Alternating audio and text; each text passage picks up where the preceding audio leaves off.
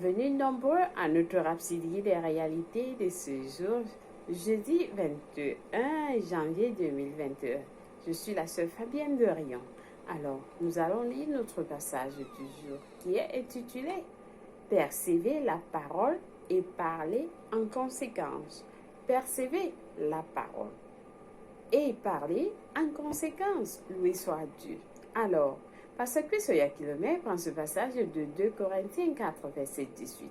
Nous lisons notre verset du jour ensemble. Je vous en prie.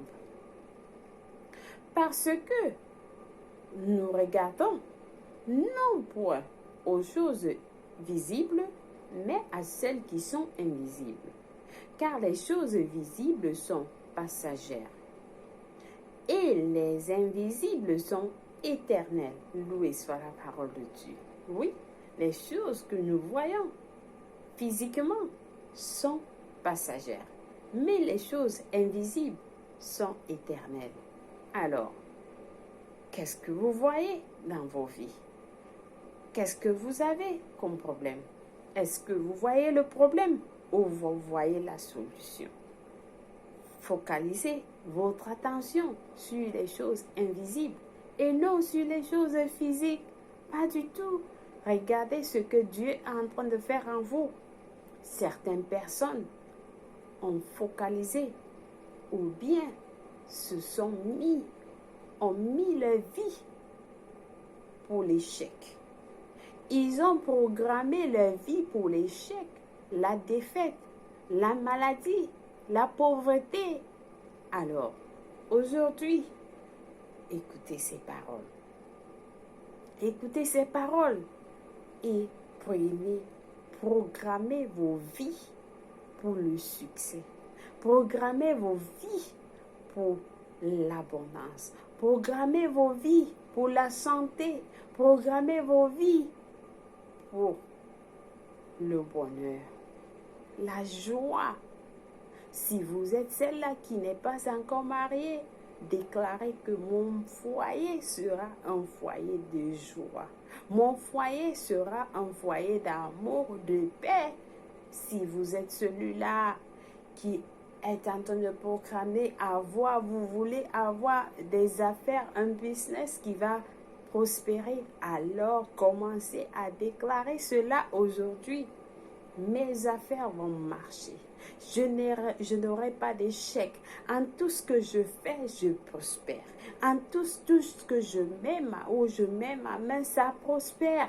Alors déclarez, parlez, utilisez la parole de Dieu pour vous édifier. Utilisez la parole de Dieu pour programmer votre futur. Il y a quelqu'un qui va dire, qui a programmé sa vie pour l'échec pendant des années. Alors, chers frères et sœurs, qu'est-ce que vous en pensez que vous êtes aujourd'hui? Vous êtes la conséquence de ce que vous avez déclaré hier, pendant des années. Alors, nous ne sommes pas censés être des victimes dans ce monde. Nous ne sommes pas censés être des victimes sur terre, mais des vainqueurs. Nous sommes des vainqueurs. Cependant, beaucoup de chrétiens vivent comme des victimes, comme des prisonniers des circonstances adverses parce qu'ils ne perçoivent et ne vivent pas par la parole. Ils ne vivent pas par la parole. Alors, ils sont troublés de gauche à droite. Lorsque la situation se présente, ils ne savent pas quoi faire. Ils ne savent pas où aller. Les adversités, les pressions, les difficultés de la vie ne sont pas un facteur. Pas du tout. Ne prêtez pas vos attentions sur les adversités, sur les pressions, sur les difficultés de vos vies, vos problèmes. Ne les fixez pas. Fixez votre attention sur la parole de Dieu. Paul, dans le verset qui précède notre verset d'ouverture, les appelle les légères afflictions du moment présent. Ceci dit, que le problème qui vous tracasse aujourd'hui, sachez qu'il est là, il est juste un léger problème, il est juste une légère affliction qui est là pour un temps, pour un moment, pour le présent, et il va passer. Ce vent va souffler et il sera emporté. Alors, ne focalisez pas votre attention sur ce problème-là. Regardez par contre ce que Dieu est en train de faire en vous. Regardez par contre ce qui se passe en vous, la manifestation de quelque chose de plus grand. Vous avez un problème. Si le problème vient, sachez que la victoire est en train d'arriver. Alors si vous focalisez votre attention sur le problème, la victoire ne va pas venir. Chers frères et sœurs, vous êtes au contrôle. Vous êtes au contrôle, vous avez eu la victoire. Nous avons cette victoire avec nous permanemment et il faut avoir la conscience de cela. En d'autres termes, en ce qui vous concerne, ce problème ou cette circonstance adverse a peut-être duré 10 ans. Mais c'est appelé à changer et cela produira certainement pour vous, au-delà de toute mesure, un poids éternel de gloire. Oui, parce que tout concourt pour votre bien. Ce problème est appelé à changer et à produire certainement pour vous, au-delà de toute mesure, un poids éternel de gloire. Oui, vous devez réjouir. Lorsque vous avez des problèmes, au lieu de pleurer, au lieu de crier, célébrez l'Éternel.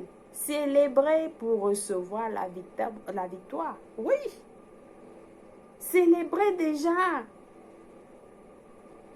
Comment cela? Quelqu'un va poser la question. Comment? Mais la réponse est très simple. La réponse est très simple. La réponse se trouve dans ce que nous avons lu dans notre verset d'ouverture. Et qu'est-ce que notre verset d'ouverture nous dit? Ne regardez pas sur les choses visibles, car elles sont passagères. Regardez sur les choses invisibles, car elles sont éternelles. Les choses invisibles sont éternelles. Cessez de regarder à votre condition physique actuelle. Cessez de regarder à ce problème. Cessez de regarder cette maladie qui vous traumatise, ce mal de tête, ce mal de dents. Cessez de regarder cela. Non. Voyez l'invisible. Voyez l'invisible.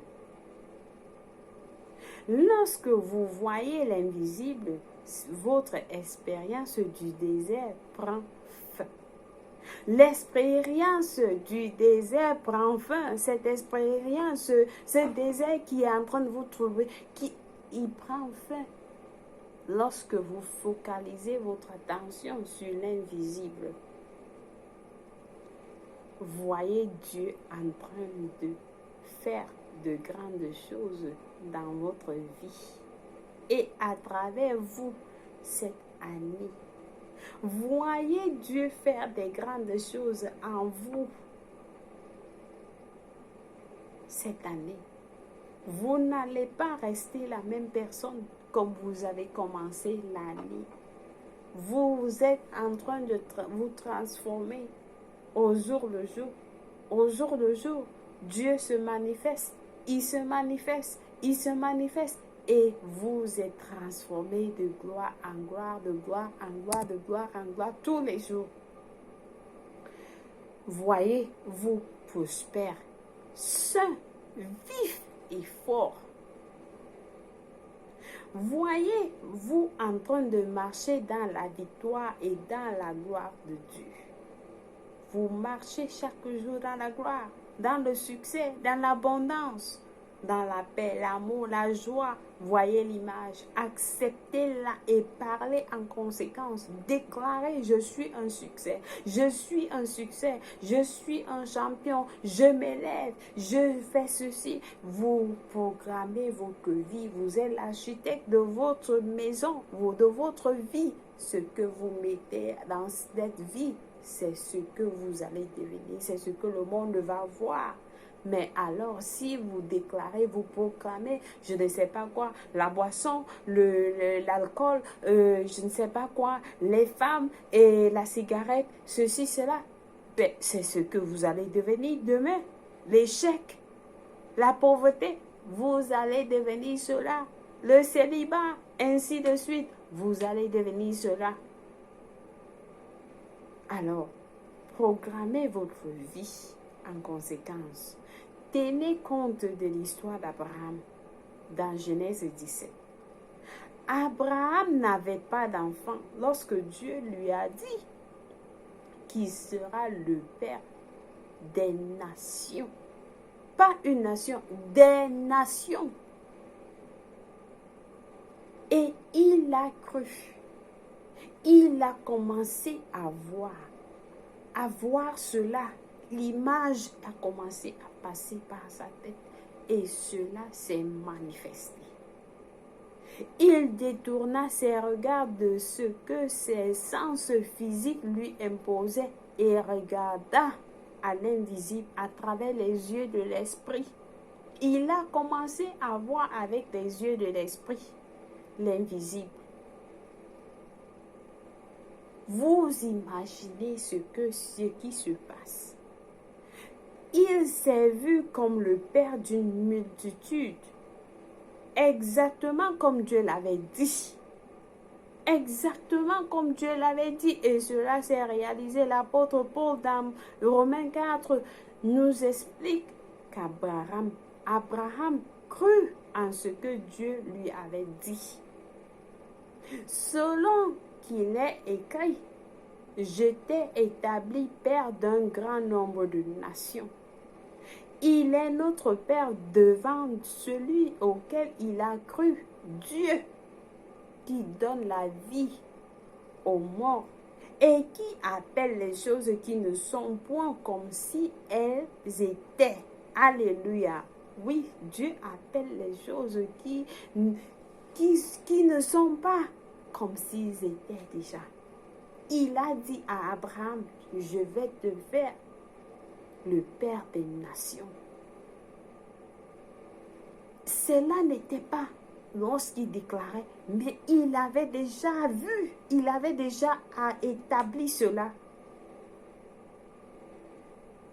Chers frères et sœurs, c'est le début d'une nouvelle année.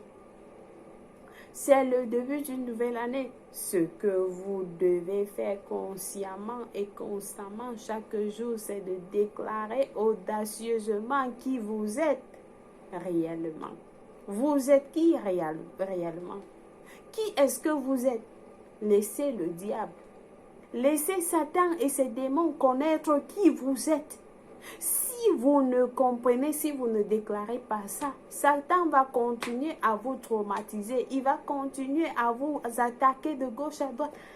Déclarez, vous appartenez à Dieu. Vous êtes en Christ. Vous êtes la postérité d'Abraham.